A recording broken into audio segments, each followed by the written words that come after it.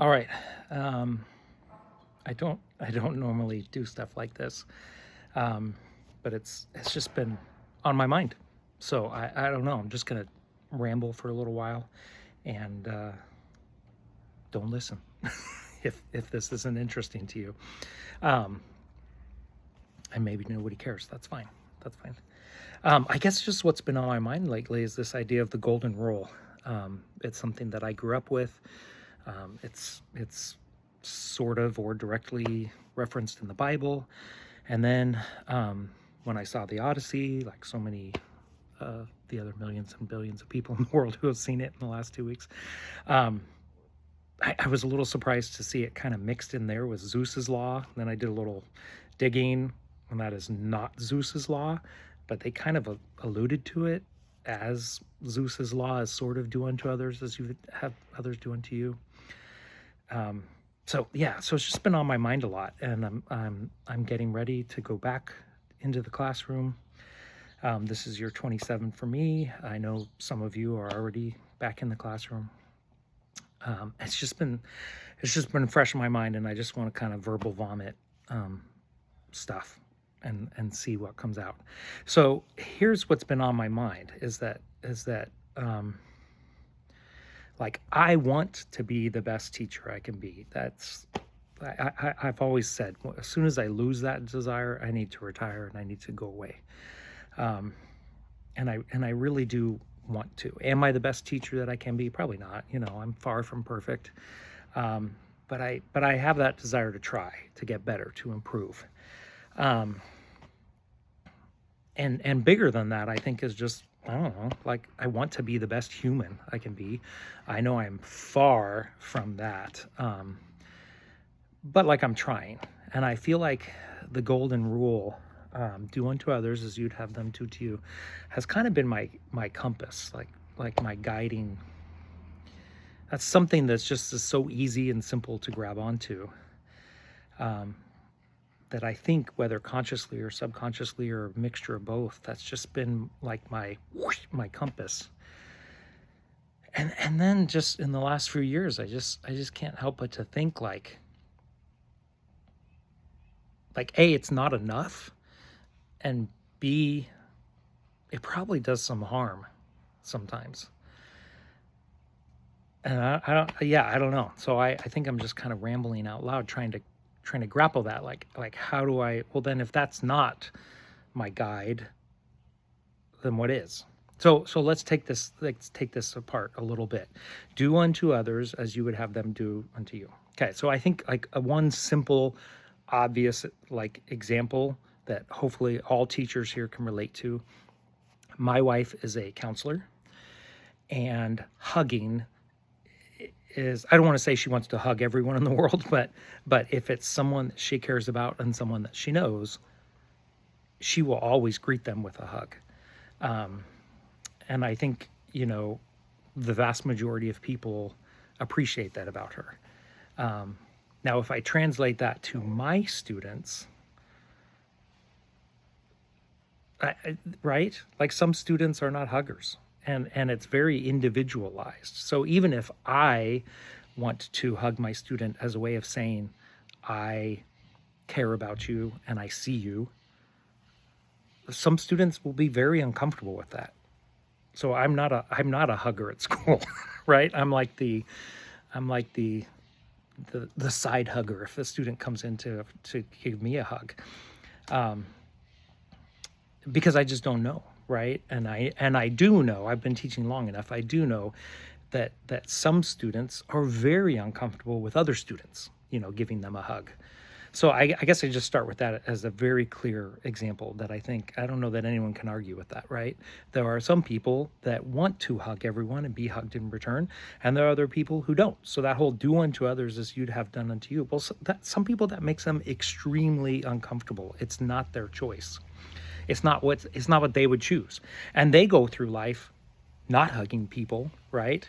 When there are probably people in their life that are like, oh, I wish they would hug me. Okay? So that's one example. Another one I thought of is like this idea of public praise. Like you would think I think I spent many years thinking that students wanted to be praised in public. And then I kind of learned, oh my gosh, yeah, some students really hate that. And then I realized I hate that. Like that's one of the most uncomfortable feelings I have is in public. If like, we go to a competition or something and they say, all the directors come on stage, and then, students cheer for your director when we say their name. I hate that. It makes me very uncomfortable. It does not make me feel valued or seen when it's public. So, I'm not saying all words of affirmation are lost on me, but public, right? But I feel like I've spent a lot of my teaching life thinking that it's perfectly that anytime I praise a student in public, it will land, right? That like that's a good thing, and of course, why wouldn't they? Why wouldn't they want to be praised in public? Wow, great job on that, phrase. But I've learned some students don't. Some students do want that, need that, appreciate that, crave that, and that gets into a whole different story. So I'm not saying nobody wants that. I guess just my point is,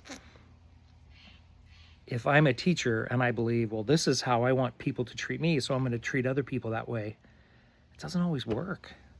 It's not always healthy. It's not always helpful. Okay.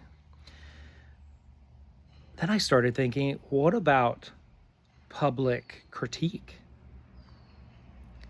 And I was like, actually, at this point in my age and my career, I think I totally would welcome and be okay with public critique, because I think it would help me and it would help other people around me that are probably, like, I'm far from perfect. So if I'm making mistakes, someone else is probably making the same mistake,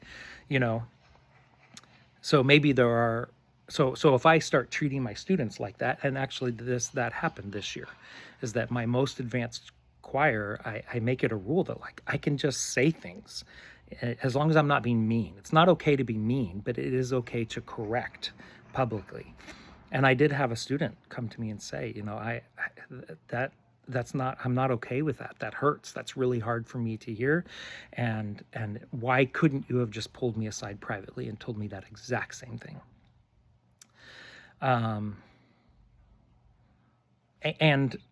I don't have the right answer for that. I'm still thinking it through in my head, because I do think we need to be okay.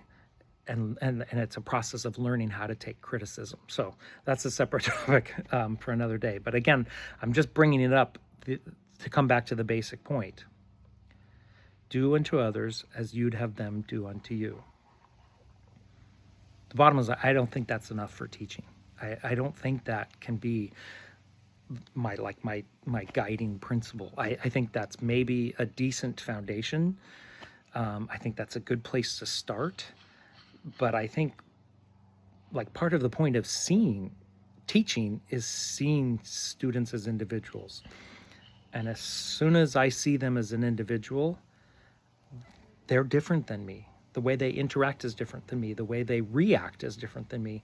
And what they want and need and how they learn is different from me. So actually that whole principle of do unto others as you'd have them do unto you, it's actually a very egocentric statement, right? That's assuming that the rest of the world reacts and acts the same way you do. They don't. So I don't know. 9 minutes, I feel like that's enough of rambling, but this has been like stewing in my brain for a year, and I just can't get it out. And I don't have an answer yet. But that's kind of where I'm at. And if there are any other teachers out there that are in a similar, boat, or I guess I just started thinking maybe I'm not alone. But I think we need to do better than the golden rule. That's kind of where I'm at right now. I don't know exactly what better looks like or feels like, and I'm kind of experimenting and trying to find what that looks like. I love the simplicity of do unto others as you'd have them do unto you. Like this, very simple, clear, to the point. And like I said, I was kind of shocked when I felt like they were referencing that in the Odyssey. I was like, what? How did we get here? Um, so, but it's not enough. It's not enough for these students. Um, whether or not it's not enough for us as humans, I don't know. I'll let that be. But I just know in my gut as a teacher, it's not enough. And in some ways, it's the egotistical, selfish way out.